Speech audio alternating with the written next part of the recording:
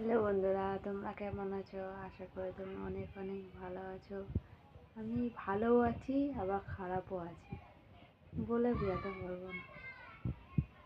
কথায় আছে কি জানো তো বন্ধুরা, যার কপালে কষ্ট আছে তার কপালে ভগবান কষ্টই লিখে রেখে দিয়েছে। আর যার কপালে সুখ আছে জানি না তারা সুখে আছে কি না। তো আমি যে এমন অভাগিনী বলে বোঝাতে পারবো না তোমাদেরকে। আমার কপালে কষ্ট জানি না কত কষ্ট লিখেছে। ভগবানকে বলি, ভগবান সবার মধ্যে কষ্ট দাও, কারো কম বেশি, তাকে এমন দিও না যাতে সে কাঁদতে কাঁদতে শেষ হয়ে যায়। তো সেরম আমারও কিছু কষ্ট আছে, তোমাদের কাছে শেয়ার করছি আমি, তো প্লিজ শুনো। তো প্রথমে আমার আমার হিস্ট্রি, আমি কারো হিস্ট্রি নিয়ে বলছি না, আমারই গল্প এটা। তো যখন আমি বিয়ে করেছিলাম, মানে যখন আমার বয়স অল্প ছিল, যা সবাই তো জানে যে অল্প বয়সে, তো জানোই, ওটা বলতে হলো না আমার। অল্প বয়সে পাকলে কি হয়, তো সেরম অবস্থা আমারও হয়েছিল। আমিও বিয়ে করেছিলাম 15-16-তে। বিয়ে করে যাওয়ার পর যাই হোক সংসার করছিলাম। সংসার করার পর আমার একটা মেয়েও হয়েছিল। আমার মেয়ে আছে আমার কাছে, কিন্তু আমার কাছে থাকে না আমার মেয়ে থাকে ওই ঠাম্মার কাছে, আগের ঠাম্মা। এবার বলছো কেন যে আগের ঠাম্মা? দেখো, আমার প্রথম স্বামী মারা গেছে, অ্যাক্সিডেন্টে মারা গেছে। তারপর থেকে আমার যে মেয়েটা ওর ঠাম্মার কাছেই আছে। ওর ঠাম্মা বলেছিল একদিন যে যতদিন আমি আছি ততদিন আমি আমার কাছে থাক, তারপরে যখন আমি চোখ বন্ধ করব তো তখন নিয়ে যাও। তো আমার মেয়ে কাঁদতো খুব। আমি যখন আমার মানে অন্য জায়গায় বিয়ে হয়ে গেছিলো, তখনও ও আমাকে বলতো, আমার মেয়ে বলতো যে মা আমাকে নিয়ে যাও, মা আমি তোমার কাছে থাকবো, আমার এখানে ভালো লাগে না। আমি নিয়ে গেছিলাম আমার মেয়েকে। তো যাই হোক, আমার মেয়ে আমার কাছে থাকলো না। তাহলে বলো আমার মতন কষ্টের কপাল কার আছে? যাই হোক, ওর এখানে ভালো লাগে, এখানে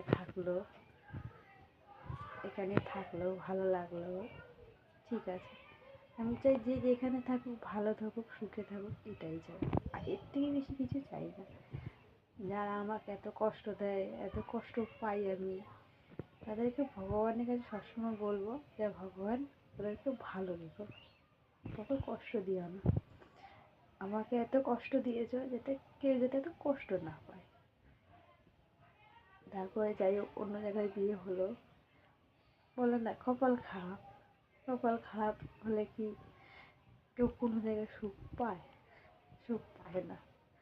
আমার আমার কপালটাই খারাপ। তো যাই হোক, ওখানে বিয়ে হলো। এমন কপাল করেছি, দিন না শুধু কথা শুনে নি, শুধু ভাবি এমন আমি কি খারাপ কাজ করেছি এতে সবার কাছে গাল মন্দ শুনি। সবাই আমাকে শোনায়, সবাইকে নিজের ভালো মনে করি, ভালোবাসার চেষ্টা করি, কিন্তু আমি কারো কাছে ভালোবাসা পাই না।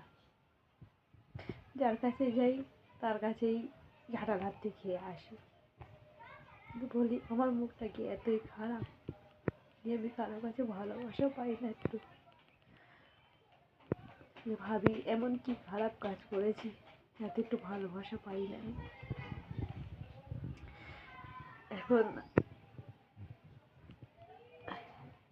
সবার মধ্যে কিছু না কিছু কষ্ট থাকে, আমিও জানি সবার মধ্যে আছে, কিন্তু আমি শুধু ভাবি আমাকে এত কেন কষ্ট দিয়েছে, কেন এত কষ্ট পাই আমি? কষ্ট কি শুধু আমারই আছে? মা হয়ে মা ডাকটা শুনতে পারি না আমি এত অভাগিনী মেয়ে, মা ডাক হয়ে মা ডাক শুনতে পারি না। আমার মতন কষ্টে কে আছে গো?